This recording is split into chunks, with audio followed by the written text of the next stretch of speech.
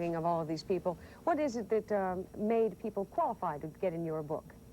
Well, they either were large characters and larger than life in themselves, or as you just reported on Baby Jessica, they happen to be part of a large event that happened. Whether or not they will weather the storm of time still remains to be seen.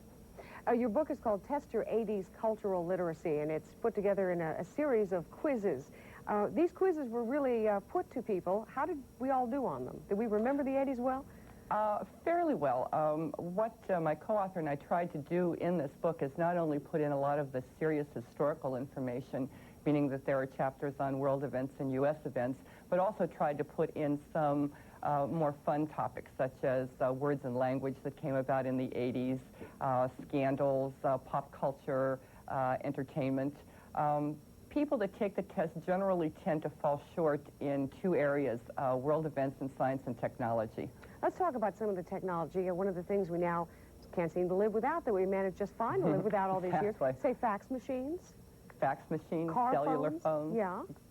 CDs, Walkmans, just satellite dishes, and on and on. Computers, PCs, workstations. Goodness, and most of those things are probably going to be with us in the next 10 years. And probably at a more sophisticated level.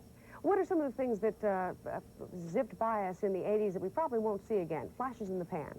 Flashes in the pan is in people, you mean? Any category you choose. Well, probably people. When I think of people that probably were here and perhaps won't be in the news, I think of Vanna White, Bernard Goetz, and when I think of words and phrases, I'm hoping at least that quality time will disappear from the scene and fade into a distant memory. And hopefully we'll have some more quantity time. That would be nice to replace it. Exactly. We talked briefly about scandals. Can we sum up some of the biggest stories of the 80s, if not most of the big stories of the 80s were somehow related to scandalous behavior on somebody's part? And also related, I should add, to money. This definitely was a decade obsessed with money.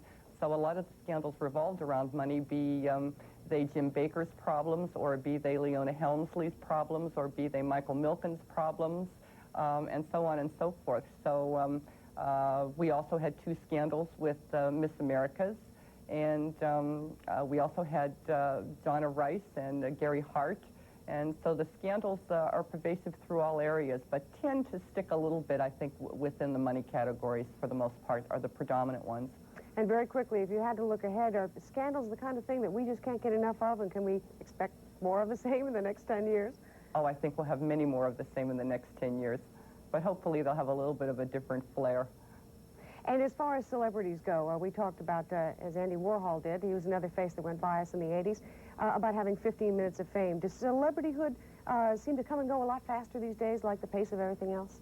Well, I don't know. I think in this decade we had a lot of, if you're talking purely about celebrities, we have celebrities who have been so dominant, such as Bill Cosby, Sylvester Stallone, Madonna, Michael Jackson. It's hard to believe that they will not continue into the 90s.